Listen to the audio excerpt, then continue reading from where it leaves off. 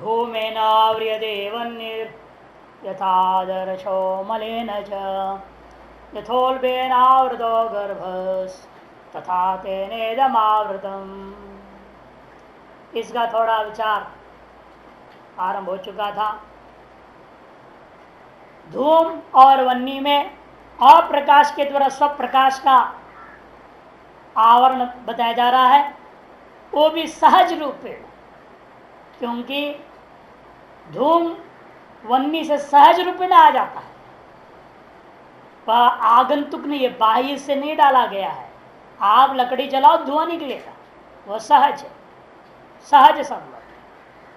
और आदर्श मलिन च में मल अशुद्ध है, अशुद्ध के द्वारा शुद्ध का आवरण है, ये दूसरा दृष्टांत है।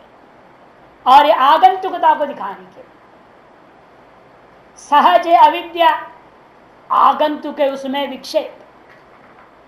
अविद्या रूप आवरण सहज है और विक्षेप रूप आवरण वह आगंतुक है। इसलिए दोनों अलग अलग हो गए, दो अलग दृष्टांत। तीसरा, यथा उल्बेन आवृतो गर्भा। उल्ब क्या है? अचेतन। अचेतन के गर्भ क्या है? चेतन बालक, बच्चा, वो अंदर है, चेतन है, उसको चेतन माना। अचेतन के द्वारा चेतन का आवरण हो गया। और यह आवरण व्याप्ति से, क्योंकि पूरा का पूरा बच्चा ढका हुआ है, चारों तरफ से ढक दिया गया। इस तरह से अविद्या आपको अपने आप को पूरे ढंग से ढक देता है। इसलिए व्याप्त्या आवरण को बता रहा है। एक तो सहज रूपेण, एक आगंतुक रूपेण, एक व्याप्त्या। पहला वाला अप्रकाश और स्वप्रकाश, दूसरा अशुद्ध के द्वारा शुद्ध, तीसरा अचेतन के द्वारा चेतन का आवरण का दृष्टांत। च जो दिया है यह आवृयते और यथा का अनुवृत्ति करने के लिए है। धूमेन आवृत वन्नी यथा आदर्शेण मल, आदर्शो मलेन च है ना, चगर यथा आवृयते, वो दोनों शब्दों को अनुसंग करना है, इसलिए कहा है च। यथा और आवृत को लेना पड़ेगा। अगले में तो है यथा उल्बेन आवृतो गर्भ, और यथा भी आवृत शब्द भी है, इसलिए च नहीं कहा गया। तथा तेन इदम आवृतम, ठीक उसी प्रकार से तेन मने कामेना पूर्वोक्त, और आगे भी कहेंगे काम रूपेण, काम रूपम दुरासदम, अंत में भी कहेंगे अध्याय की समाप्ति में। इस प्रकार से तेन का अनेक प्रकार पूर्वोत्तर में कहा गया। तेन से कामेन, काम रूपेण ज्ञानेन इदम आवृतम भवति। इदम माने क्या? ज्ञानम। जो अगले श्लोक में कहेंगे इदम ज्ञानम, ज्ञान में कौन सा ज्ञान लेना? विवेक ज्ञानम आवृतम भवति। विवेक ज्ञान आवृत हो, स्वरूप ज्ञान कोई आवृत नहीं कर सकता, पहले भी कई बार बोल चुके हैं। इसलिए विवेक ज्ञान ही आवृत होता है। थोड़ा सा मधुसूदनी जो हमने बताया था ना पहले, सूक्ष्म स्थूल, स्थूलतर, स्थूलतम, तो होता है काम की अवस्थाएं बता रहे। देखिए हमें सूक्ष्म से कोई लेन देन नहीं है, वो तो अज्ञात रह जाता है। लेकिन बाकी तीन से हमारा लड़ाई झगड़ा है, बाकी तीनों के लिए से तीन दृष्टांत दिया जा रहा है, स्थूल का, स्थूलतर, स्थूलतम का। देखिए दूसरी पंक्ति,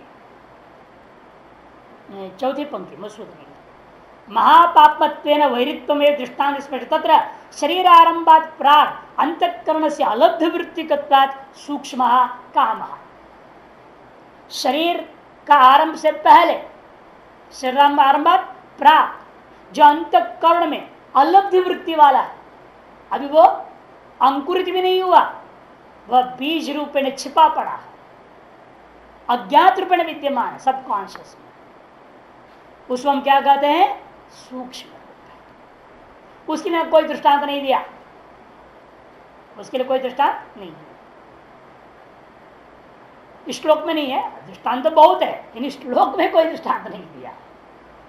श्लोक में उत्तर तीन अवस्थाओं को दृष्टांत दिया। शरीरारंभकेण कर्मणाम स्थूल शरीरावच्छिन्ने लब्ध वृत्ति के अंतःकरणे कृताभिव्यक्ति सन स्थूलो भवति। शरीर का आरंभ कर्म के वजह से, न प्रारब्ध कर्म के वजह से स्थूल शरीरावच्छिन्न में लब्ध वृत्ति के बुद्ध अंतःकरण में लब्ध वृत्ति वाला हो गया है, कृताभिव्यक्ति अंकुर भाव को प्राप्त कर गया, ये हो गया स्थूल है काम का स्वरूप। सएव विषय से चिंत्यमानतावस्थायाम पुनः पुनरुदृश्यमान स्थूल तरोपवती।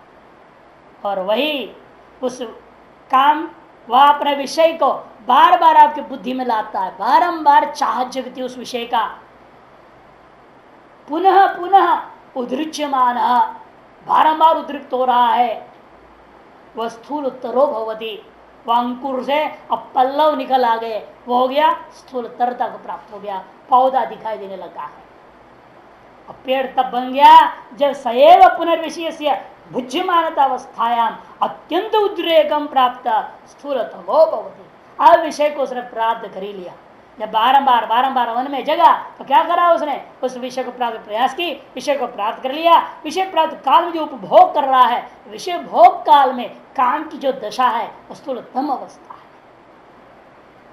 इच्छा पूरी हो रही है, मौज मस्ती कर रहा है, खूब बढ़िया भंडारा मिल गया, छक रहा है मस्ती से, आनंद आ रही है खाने में भी नहीं, तो उसको हम क्या कहते हैं, स्थूलतम अवस्था है काम का। सोने में भी आनंद आता है, ये भी स्थूलतम अवस्था है कामना का। इसलिए कहते हैं ये स्थूलतर स्थूलतम अवस्थाएं हैं।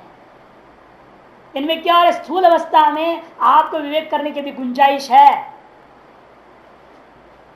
ना। अभी अंकुरित हो रखा है मन में, एक बार जगह अभिव्यक्त हुआ है, उस समय मार दो उसको, कहानी खत्म, उसे खत्म कर देंगे ना। अंकुर निकला यूं हुआ भी नहीं, अभी यूं है अंकुर, उसमें तोड़ दो उसको, कहानी खत्म। वो निकल गया तो पत्ते निकले, उखाड़ दो, जैसे आप घास उखाड़ देते हैं, तो भी आसान है। विवेक वहां भी काम कर सकती है कुछ हद तक। बार बार इच्छा आ रही है, बार बार बार बार बार सजेशन दो उसको, बार बार सुझाव दो, नहीं तुमको ये चीज नहीं चाहिए, ये चीज मुझे नहीं करना है। लेकिन जब उपभोग अवस्था में आ गया तो विवेक खत्म हो जाता है, विवेक पूरा ढक गया। अब आप भूल ही जाते हैं संसार क्या है, कौन है, मौज करो अपना, इच्छा पूरी हो रही है तो पूरा ही पूरा आनंद लेता है उसका। उस समय होशावास नहीं रहता। इच्छित विषय प्राप्त होकर उसके साथ सुख भोग जब होता है तब व्यक्ति का होश नहीं रह जाता, वे पूरी ढक गई। जैसे पहला धूमिन आवृत्ति वन्नी, संयोग संबंध से है ना, भिन्न है दोनों वस्तु, अलग की जा सकती है उस अवस्था।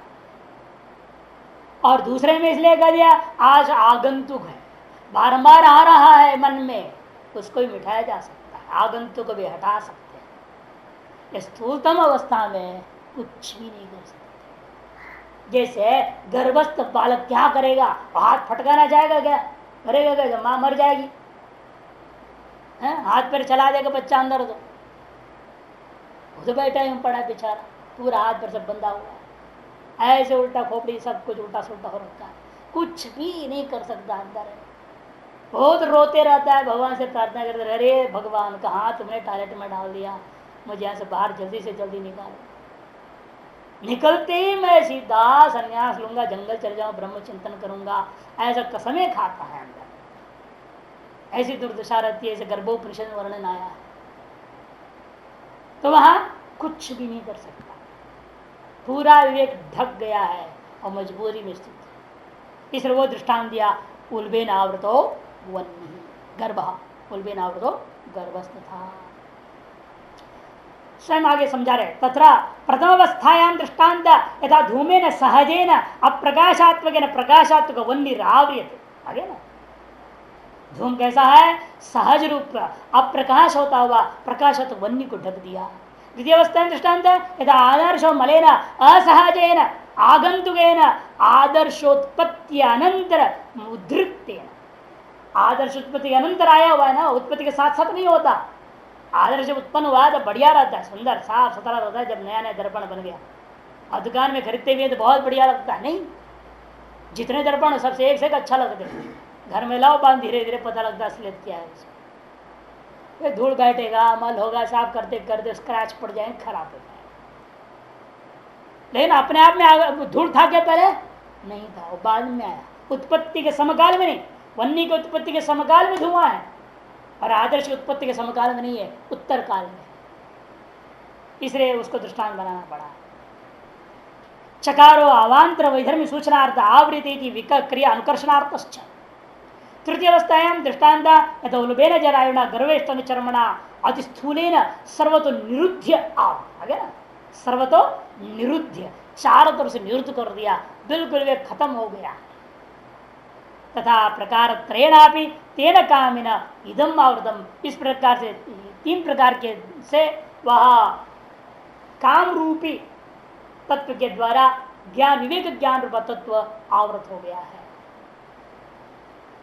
तो विभिन्न अवस्थाओं में है जब कहा जा रहा है सहज रूपेण आवृत है प्रथम अवस्था में, आगंत रूपेण आवृत है द्वितीय अवस्था में, व्याप्ति पूर्वक आवृत है तृतीय अवस्था में। पहले दो अवस्थाओं में काम को नाश किया जा सकता है, अंतिम अवस्था में कुछ नहीं कर सकते। तो भोगने के अलावा और कोई रास्ता ही नहीं है। सहजेन आगंतुकेन सर्वतो निरुद्ध च, ये तीन स्थिति है। अथवा इसका दूसरा ढंग से लेंगे, शरीर त्रय का स्थूल शरीर, सूक्ष्म शरीर, कारण शरीर का आवरण है। कारण शरीर अविद्या के साथ साथ होता है ना चैतन्य का आवरण, इसलिए पहला दृष्टांत सहज जो है वह कारण शरीर का दृष्टांत है, और आगंतुक जो दृष्टांत है सूक्ष्म शरीर के। सूक्ष्म शरीर में क्या होता है, संस्कार अनेक अनादिकालीन जो वासनाओं के कारण से, कर्म के कारण से उसे उत्पन्न हो जाते हैं सूक्ष्म शरीर में। उसमें आपके जो वासनाओं के द्वारा आप आवृत हैं, वो कामनाएं वासनाओं के रूप में विद्यमान होकर सूक्ष्म शरीर में विवेक को ढक देते हैं। और अंत वाला है स्थूल शरीर में आ गया, विवेक खत्म हो गया, क्योंकि सुख दुख भोगने लग गए, बिल्कुल इच्छाओं की स्थूल स्वरूप आ गया। अतएव यह स्थूल शरीर का दृष्टांत है जिसमें निरुद्ध हो गए हैं आप, अज्ञान के द्वारा निरुद्ध हो गया, विवेक ज्ञान निरुद्ध हो गया, अज्ञान की वाह वाह चल रहा है, यहाँ पर मौज मस्ती हो रही है, अज्ञान की महिमा देख रहे हैं। व्याप्त है इस समय अज्ञान पूर्ण रूपेण, और आपको पूर्ण रूप ढक करके व्यवहार करा रहा है। ज्ञान संबंधी व्यवहार नहीं होता और अज्ञान अपना व्यवहार करा देता है, ये विशेषता है। अथवा एक और तरीका आवरण त्रय जो माना गया है, मैंने पंच रूपेण विभक्त कर समझाते पहले उसको, तमः मोह महामोह तामिश्र अंधतामिश्र नाम से 5 आवरण पुराणों में नाम आता है। ये सभी पुराणों में लगभग ये विचार है, आवरण को पंचधा विभक्त करके समझाया है। लेकिन उसको इन्होंने श्रुति में 3 ही प्रकार लिया, मोह महामोह को मोहत्व ने 1 कर दिया, तामिश्र अंधतामिश्र को तामिश्रत्व ने 1 कर दिया, तो 3 हो गए ना, तमः मोह तामिश्र। मोह महामोह को एकीकरण हो गया, तामिश्र अंधतामिश्र को एकीकरण कर दिया, तो 5 को 3 में कर दिया, 3 आवरण मान लिया। इस बात को नीलकंठी टीका में स्पष्ट कहा है। तो नीलकंठी अगले पन्ने में आवरणीयस्य त्रैविध्या तद अनुगुणम दृष्टांत त्रयम ज्ञेयम, आवरणीय तत्व 3 है, इसलिए उसके अनुरूप यह दृष्टांत भी 3 समझना चाहिए। ये संकेत आवरण त्रय कौन है, तो यही है तमः मोह और तामिश्र। तामिश्र स्र, तमः मोह तामिश्र। मोह में आप जो है महामोह को अंतर्भाव करेंगे और तामिश्र में अंधतामिश्र को अंतर्भाव करना है, ये ध्यान रखना। कि नहीं तो अन्यत्र कभी पढ़ोगे 5 कहा और दिमाग में आएगी स्वामी जी तो 3 बताए तो गलत बता दिए। इसलिए अभी से बता दे, कभी कोई पुराण पढ़ोगे, कहीं सुनोगे या देखोगे समझोगे, तब समझ रहे 5 को 3 में अंतर्भाव कर दिया गया है। तामिश्र क्या होता है? तामिश्र क्या होता है? हाँ, ये जो अस्त में क्या है, तमह मोह महामोह तामिश्र तामिश्र जो नाम दिया गया है इन चीजों को, ये 5 चीजें पंचावृत्तियां सूक्ष्म विचारेण शास्त्रों में जो दर्शाया गया उसको त्रैविध्य में जो कह रहे हैं हम, उसका कारण क्या है उसको समझना है। मोह क्या चीज है, मूल रूप अविद्या, अविद्या को सीधा सीधा मोह कर दिया जाता है।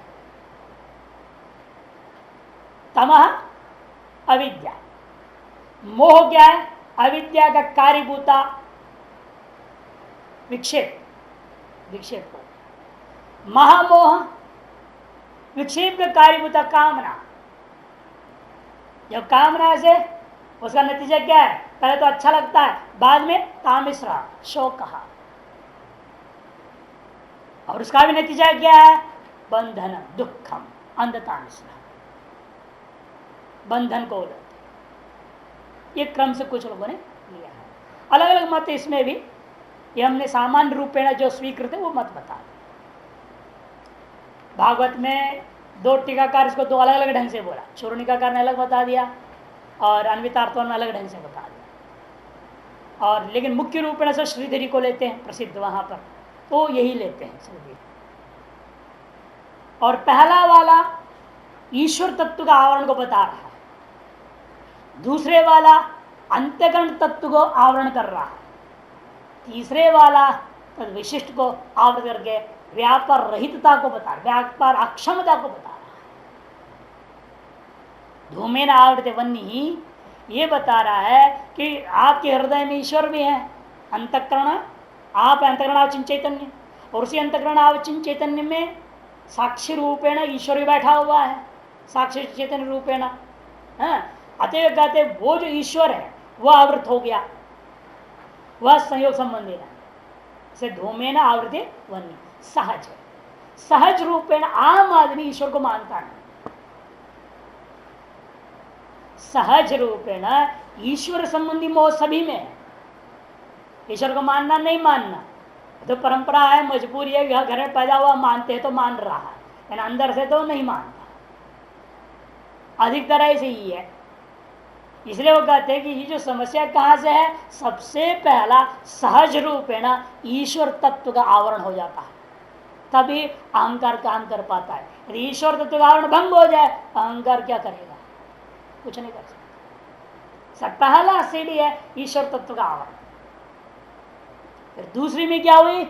अपने खुद का अंतःकरण का आवरण कर। इसलिए जीव का अपने वास्तविक स्वरूप का विवेक नहीं हो पाता है। और तीसरी अवस्था में जीव ने अपने आप अपना वास्तविक स्वरूप का आवरण कर लेने के कारण से अपने सकल सामर्थ्य का आवरण हो गया, अतः व्यापार अक्षम हो गया, ज्ञानानुकूल व्यापार करने के क्षमता रहित हो गया, विवेक रहित हो गया, वैराग्य रहित हो गया, और ये तमाम मोह सारी चीजों से ग्रस्त हो जाता है। इसलिए पहला दृष्टांत लेते हैं ईश्वर आवरणार्थ, दूसरा दृष्टांत अंतःकरण आवरणार्थ, तीसरा दृष्टांत विषय जीव की अक्षमता की प्रकाशन करने के लिए है कि गर्भस्थ जो बच्चा है कुछ भी करने में अक्षम है, उसी प्रकार ये जीव भी क्या है? लगता है क्या करें, मैं तो कुछ नहीं कर सकता हूँ, जो भगवान चाहेगा वो होगा, हम क्या विवेक करें, क्या वैराग करें, क्या ईश्वर क्या परमेश्वर, ये जो लपड़ा सपड़ा कुछ नहीं जानते, हम तो बस कमाओ खाओ सो और कुछ क्या करना है, लपड़े पड़ गए, हमारे बस की बात नहीं, ये सब समझ में नहीं आती है। मैं सत्संग में चला क्या वहां जाके तो क्या बोलते सब खोपड़ के ऊपर से चला जाता है, क्या कुछ भी टिकता ही नहीं, सुनते हैं तो है याद भी नहीं होता है, जब सुन भी ले तो याद नहीं होता। हाँ, और ज्यादा तो कुतर क्यों क्या करे, श्रृणवंतो भी हमने बुद्धि बोला है ना, श्रुति कह रही है, सुन सुन के भी प्राप्त होने वाला है नहीं, तो छोड़ो इसको। बिल्कुल अपनी अक्षमता, ऐसे लगता है कि बिल्कुल आदमी नपुंसक हो गया, कुछ भी करने में अपने आप को क्षमता ही नहीं समझता। अरे अध्यात्म यात्रा को भूल ही गया, अध्यात्म के नाम से डरता है, पूजा पाठ के नाम से डरता है, भजन के नाम से डरता है। और कई घर के लोग ऐसे हैं तो बच्चे कोई साधु के पास जाने नहीं देते, साधु के पास डरते इतना, अरे बच्चा कहीं साधु ना हो जाए, अरे भाई क्या हो गया, तो तुम्हारा कुल का कल्याण हो जाएगा, साधु हो भी जाए तो भला है, एक नहीं सोचते हैं, मूर्ख लोग हैं। नहीं, हाँ, कनिष्ठ नहीं समझते हैं, डरते हैं, कनिष्ठ नहीं समझते, तो खतरा है, ये हमारे बच्चों को भगा के ले जाएगा, सोचेंगे तो जो रात या तो बच्चा साधु बन जाएगा, बच्चे को भगा के ना ले जाए, ये डर रहता है। इसलिए ईश्वर संबंधी मोह सबसे पहला हो गया आवरण का दृष्टांत, इसलिए वह सहज है। और आगंतुक क्या है? खुद के कर्मों से हमने अपने आप को ढक लिया है, कर्मों के अधीन हम हो रहे हैं, कर्म की वासना अनादिकालीन अनादि संसार में चले आया हुआ है, वह आगंतुक होने से आदर्श और मलिन दूसरे पे आया, और इन दोनों के कारण से अपनी अक्षमता हो गई है। जब ईश्वर संबंधी मोह हो गया, आवरण हो गया, और स्वसंबंध भी आवरण हो गया है। अब क्या रह गया आदमी के पास? अज्ञानी अज्ञान भर गया है। अज्ञान के कारण से अपने आप के ज्ञानाकुल व्यापार में अक्षम मानता है और अज्ञान अपनी मौज मस्ती करा देता। इस प्रकार से भी इसको समझाए हुए हैं। अब देखिए भाष्यकार क्या बोलते हैं। धूमेन सहजेन आवृयते वह्नि प्रकाशात्मक अप्रकाशात्मकेन। धूम के द्वारा, मन धूम कैसा है? सहज वस्तु है। ये बड़ा आश्चर्य होता है जब लकड़ी ढो के लाते हो, लकड़ी ढो के ला रहे हैं आप, उस लकड़ी में आग है लेकिन आपको जलाता नहीं। आग है या नहीं है? जलाता है नहीं। धुआं भी है उसमें। जब आग है तो धुआं भी होगा, कार्य कारण है, उसके कार्य विद्यमान है, लेकिन धुआं आपके आंखों को तंग करता नहीं। लकड़ी को ढो के लाते हैं। जो लकड़ी के अवस्था में जो धुआं और अग्नि जैसी है वही काम की सूक्ष्म अवस्था है। लकड़ी रूपी दृष्टांत में घटा लीजिए सब, तो सूक्ष्म अवस्था है। और जिस लकड़ी को आपने जलाने के लिए तैयार किया, काट छांट के टुकड़े बना के डाल दिया, माचिस जलाते हैं तो शुरू में क्या होता है? हल्का सा आग शुरू होता है, हल्का सा रहता है और थोड़ी सी धुआं निकलती है। वह स्थूल अग्नि प्रकट हो रहा है, लेकिन उतनी अवस्था में है वो आपको खास जलाएगा भी नहीं, जला भी नहीं सकता। थोड़ा हवा मारते हो आप, फूंक मारते हैं ना, फूंक मार, पाइप उप लेते हैं, किसी ससवा से फूंक मार तो उसको बढ़ा दें, ये आगंतुक है। तो सूक्ष्म अवस्था के बाद सहज हुआ, सहज में हल्का सा प्रकट हुआ था। वो जो सहज में हल्का प्रकट हुआ उसको आपने और बारंबार फूंक मार के बढ़ा दिया। जब बारंबार इच्छा जगती है, ये हो गया स्थूलतर अवस्था। और अंत में ऐसा भग भग जलने लग जाता है, सबको जलाने को तैयार हो जाता है, आपको जला देता है, कामना वही व्याप्त हो जाता है, आप पर हावी हो जाता है, स्थूलतम अवस्था है। तो सहज हो गया प्रथम जो प्राकट्य है अग्नि का, उसको फूंक के बढ़ाया, वो स्थूल के बाद स्थूलतर हो गया, वो आगंतुक है। आप यदि फूंक नहीं मारते या हवा कहीं से आता नहीं, जुड़ता नहीं, तो आग बढ़ेगा नहीं, वहीं बुझ ही जाएगा। कई बार होता है आप जलाते हो वो कुछ बुझ जाता है, फिर जला फिर बुझ जाता है। कभी कभी हम देखते हैं यहाँ छत के ऊपर कोई पता रात्रि में बैठता है, तीन चार माचिस लगती है वहां पर। समझ में आती कोई जलाया होगा, क्या जलाया भगवान जाने, लेकिन जलाने की कोशिश की और जली नहीं, 3-4 बार तो जलाना पड़ा। यही होता है स्थूल अवस्था जो प्रथम प्रकट होता है वो टिकाऊ नहीं होता, कई बार वो बुझ जाता है। दोबारा जलाओ, तीबारा जलाओ, फूंक मारो और उसको तेजी करो, जैसे आपकी कामना क्या करती है वैसे, और स्थूलतरता के लिए बारंबार जगती है, स्थूलतर हो। और जब पूर्ण रूपेण विकसित हो गया स्थूलतम अवस्था में, काम आप पर हावी हो जाता है, फिर आपको कुछ करने की जरूरत नहीं, आपको जलाने को तैयार हो जाता है। जिस आग को आपने बढ़ाया वही आग अंत में आपको जलाता है। उसी जिस काम को आपने समर्थन दिया वह काम आपको जला के नष्ट कर देता है, पूर्ण व्याप्त कर लेता है, विवेक खत्म हो जाती है। इसलिए यहाँ दृष्टांत इस प्रकार समझ लीजिएगा।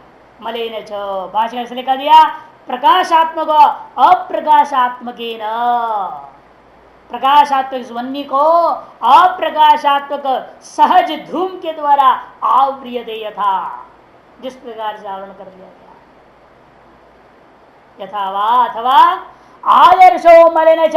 भाष्यकार तो उसका विकल्प कर दिए हैं, काम की 3 अवस्था नहीं मान रहे हैं, वाह अथवा अथवा करके आदर्शो मलिन च यथो उल्बेन गर्भवेष्टनेन जरायुना आवृतः, अथवा उल्ब में गर्भ का वेष्टन जो होता है ऊपर एक झिल्ली सा होती है, पर्दा सा होता है पतला सा, उसको कहते हैं उल्ब, गर्भवेष्टन। उसके द्वारा जरायुना, उसको जरायु भी कहा जाता है, उसके द्वारा आवृत आच्छादित गर्भ, आच्छादित गर्भ जैसे। तथा ठीक उसी प्रकार से तेन कामेन इदम आवृतम भवति, उस काम के द्वारा यह आवृत है, ऐसे समझना चाहिए। भाषोत्कृष्ट दीपिका का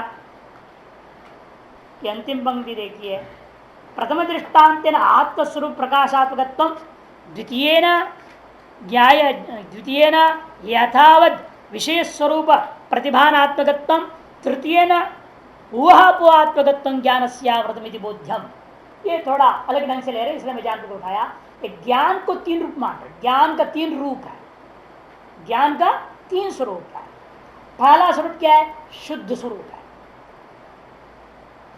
वह सहज रूप में आवृत अविद्या के द्वारा। दूसरा स्वरूप क्या है? प्रत्येक विषय को प्रकाशन करने का स्वरूप है, प्रत्येक चेतन होकर के विषयों को प्रकाशन करने का स्वरूप है। अंतर्गणावचिन चेतन होकर के ज्ञान को, घटादियों को प्रकाशन करने का स्वरूप है। विषय है ना, विषय स्वरूप प्रतिभानात्मकम, वो दूसरा, ये आगंतुक है। अंतकरण आगंतुक हो गया, अध्यारोपित हुआ, तदवचिन चेतन हो गया। इसे अंतकरणावचिन चेतन क्या है? आगंतुक है, लेकिन उसमें भी प्रकाशकत्व है, वो भी विषयों को प्रकाशन करने का सामर्थ्य रखता है, या नहीं?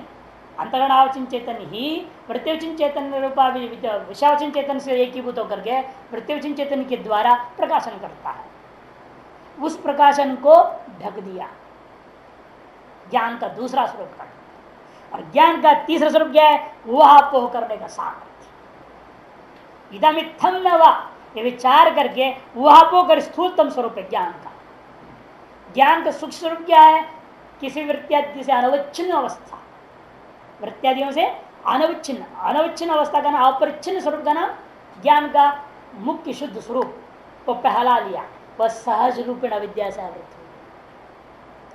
फिर अंतकरण रूपा चीज उपाधि आ गई, तदवचिन चैतन्य हो गया, जो सकल विषयों का भाषक रूपेण विद्यमान चैतन्य है। वो जो ज्ञान है वो दूसरा है, वो आगंतुक है। उसके लिए मलेना आदर्श यथा दृष्टान दिया है, वह ज्ञान का दूसरा स्वरूप आया, वह निकृष्ट हो गया ना, शुद्ध से उपाधि से विशिष्ट हो गया, उपहित हो गया तो निकृष्ट हो गया। उससे भी क्या है, और आगे बढ़ गया, उपाय से जानव वस्तु के बारे में ऊहापोह करने के चिंतन में लग गया। ये ऐसा है, वैसा है, वैसा है, या ऐसा है, हमेशा कल्पना करते ही रहता है। हर आदमी की वह स्वभाव बना हुआ है, एक दूसरे को देगा, शायद ऐसा होगा सोचने लग जाते हैं, शायद वो वैसा होगा ऐसा सोचने लग जाते हैं। ये जो आदमी का ऊहापोह करने की सामर्थ्य है, वो भी ढक जाता है काम वासना का अत्यंत उद्रेक होने पर। ऊहापोह करने सामर्थ्य खो गया तो विषयों के भोग में लिप्त हो गया।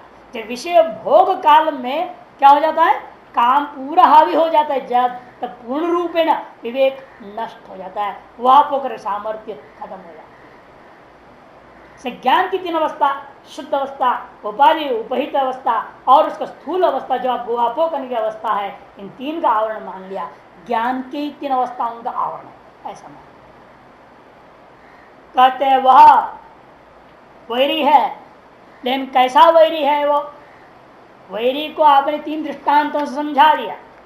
अवतरणिका में भाष्यकार ने कहा था ना, कथम वैरी थी, दृष्टांत ही प्रत्यायति। और वैरी किस प्रकार है, उसको दृष्टांत के द्वारा बोध करा रहे थे, यही दिखा था। इसलिए किस प्रकार है वो, आपके ज्ञान को आवरण करने के कारण से या कामना को हम वैरी कहते हैं। और किस प्रकार से ढकता है, तो तीन दृष्टांतों से समझा दिया गया है। और अब कहते हैं वाक्य में किसका कैसा वैरी है, क्योंकि ज्ञानी के लिए नित्य वैरी है और अज्ञानी के लिए अनित्य वैरी है। क्योंकि ज्ञानी भोग काल हो या अभोग काल हो, दोनों ही अवस्था में उसको मानता है दुख रूप है। इच्छा जगी, वो समझता है ये इच्छा ने अनादिकाल से मेरे को अनर्थ में डाला हुआ है, एक खतरनाक वस्तु है, मेरा महान शत्रु है, ऐसा कामना का उगते ही बराबर समझ लेता। विवेक कितना जगा हुआ, वो ज्ञानी। ज्ञान से ब्रह्म ज्ञानी नहीं लेना, पूर्ण विवेक ज्ञानी को लेना। विवेक विज्ञान जिसका संपन्न, जिसका पूर्ण विवेक विज्ञान जागृत है, उसको कामना के अंकुर अवस्था में ही वो समझ लेगा। ओ ये जग गया, अब ये मेरे को ले जाएगा गड्ढे में, निश्चित रूप से अनर्थ में डालेगा, परंतु सतर्क हो जाता है, उसको पल्लवित होने नहीं देगा, अंकुर दिशा में खत्म कर देगा। इसलिए कामना का उत्पन्न होते हुए मैंने अब भोग कभी दिया नहीं है, विषय प्राप्ति भी हुई नहीं, उसके पूर्व काल से नहीं वही समझ गया। और अज्ञानी का क्या हाल है, पूर्व काल तो उसको दुख रूप मानता नहीं, भोग काल में भी दुख रूप नहीं मानता। भोग काल में बड़ा खुश होता, हाँ मेरी कामना पूरी हो गई है, मेरी इच्छा पूरी हो गई, ये चीज मेरे को मिल गया, बड़ा खुश होता है। तो वह कामना को इसलिए अपने मित्र मानता, शत्रु नहीं। लेकिन कामना पूरी होकर कुछ समय बीतने के बाद परिणाम रूप क्या होगा, दुख ही मिलना है। तब वो कतरे ये जो कामना जिसका पीछे पड़ा और विषय को बटोरा, कुछ मौज करा, इन अंत में मेरे को उसका नतीजा दुख ही मिल रहा है। अब उस काम को जो बीत गया, अब उसको वैरी मानने लगता है। इसलिए कभी वैरी कभी मित्र है, ये अज्ञानी के लिए। ज्ञानी के लिए सदा ही वैरी होने से विशेषण दिया भगवान ने, नित्य शब्द देकर कार्य देखिए।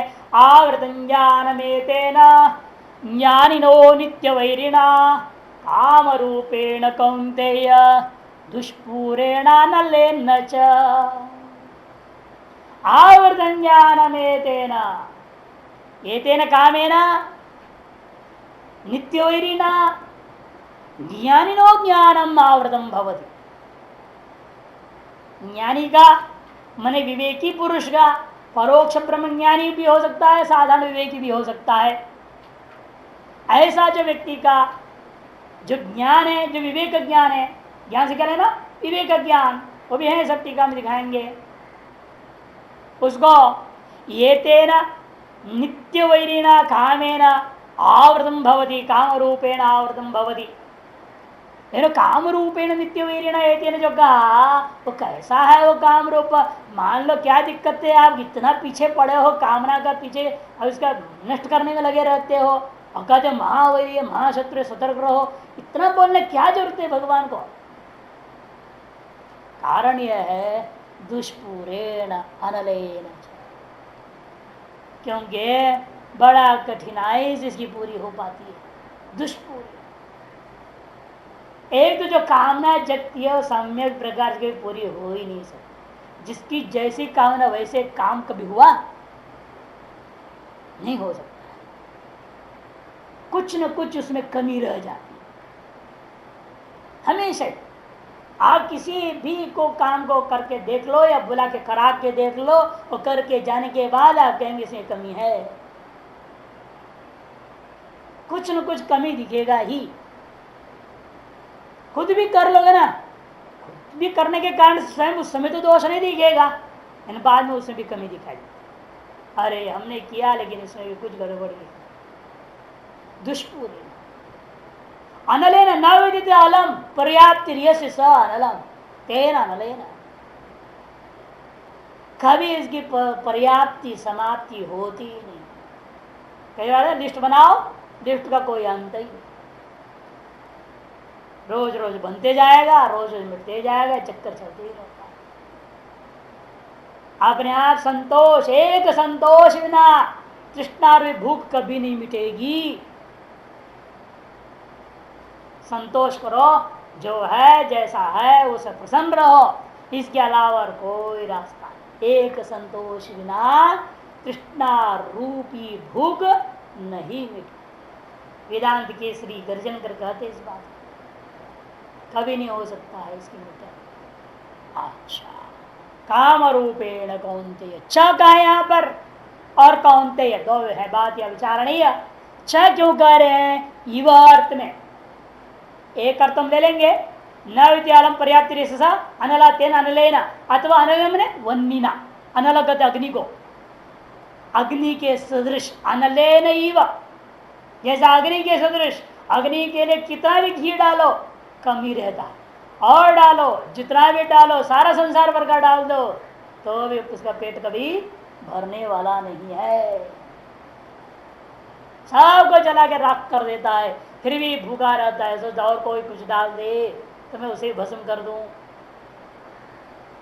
इसलिए अनलेन इव वनिन्ना इव, क्योंकि श्रुति ने स्वयं कहा है ना वहां पर, न जातु कामा कामानाम उपभोगे न शाम्यति हविषा इव, कृष्ण वर्तमना। कृष्ण वर्तमना माने क्या है? अग्निना। कृष्ण माने काला रंग वाला है ढक्कन जिसका, कपड़ा जिसका, माने धुआं है कपड़ा जिसका, धुआं है कपड़ा जिसका, कवच जिसका, उसको कहते हैं कृष्ण वर्तमना, वर्णिना। वो इसलिए युवा कहते हैं, लेना युवा अर्थ है। और कौनतेय यह संबोधन महत्वपूर्ण यहां बताना चाहते हैं अर्जुन। कौनतेय कभी पूरा होने वाला नहीं है, क्योंकि यहाँ चाणक्य का कथन है, नीति शास्त्रकार का, स्त्री के स्वभाव है वह पुरुष के अपेक्षा से 8 गुना ज्यादा कामना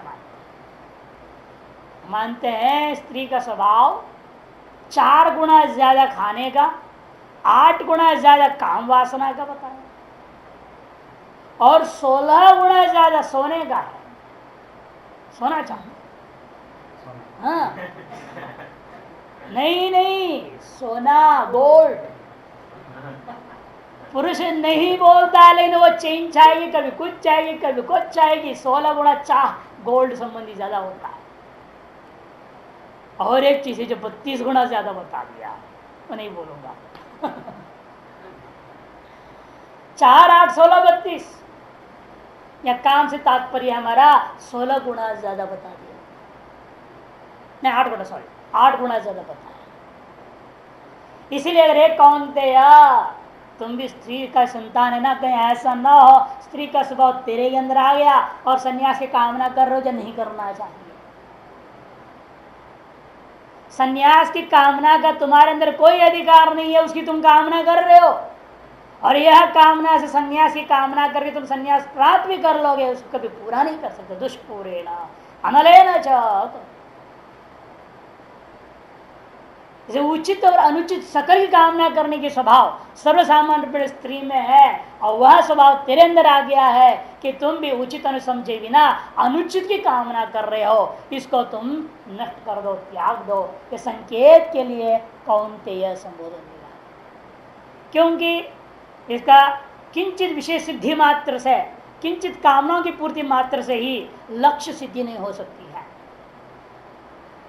और विषय की तृष्णा मिट जाए यह नहीं हो सकता है। फिर एक ही रास्ता है, विषय दोष दृष्टि रेव।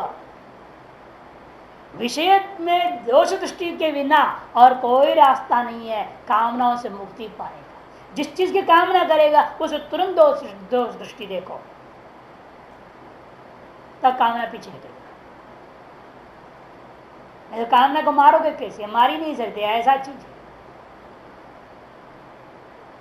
इसलिए विषयों में दोष दृष्टि जो देखने की सामर्थ्य रखता है वही व्यक्ति कामनाओं से बच सकता है। हाँ विवेक, हाँ विवेक के बिना तो हो ही नहीं सकता। दोष दृष्टि कैसे होगा, दोष दर्शन कैसे होगा? नित्यानित्य का विवेक करने वाला व्यक्ति विषयों में दोष दर्शन कर सकता है।